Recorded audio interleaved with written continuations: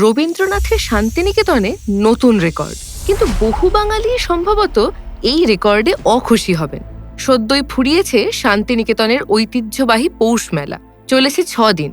আর এই 6 দিনেই 2,49,96,411 টাকার মদ বিক্রি হয়েছে। এলাকার 44টি মদের দোকানে সুরাপ্রেমিকদের ছিল ঠাসা ভিড়।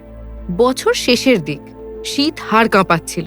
মেলা, উৎসব, কোপাই, রবীন্দ্র সাহিত্য সব মিলে শান্তিনিকেতনে পর্যটকদের ভিড় পড়েছিল উপচে। বর্তমানে বাঙালি সুরাপানে সাবলীল হয়েছে।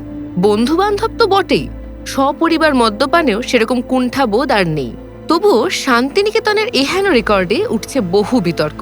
রবীন্দ্রভূমিতে এ কি অনাচার বলে ছিছিৎকার করছেন একদল সাংস্কৃতিক নীতি পুলিশ।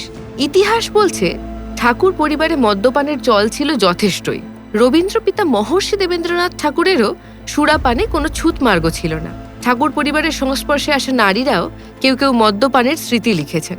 মাতাল কবিতায় স্বয়ং রবীন্দ্রনাথ লিখেছেন, স্মৃতির ঝাড়ি উপুর করে ফেলে নয়ন বাড়ি শূন্য করি দিব, উচ্ছ্বসিত মদের ফেনা দিয়ে অট্ট হাসি শোধন করি নিব।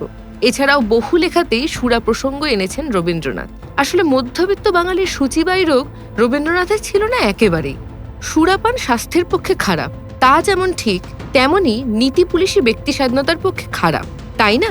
আপনার কি মত?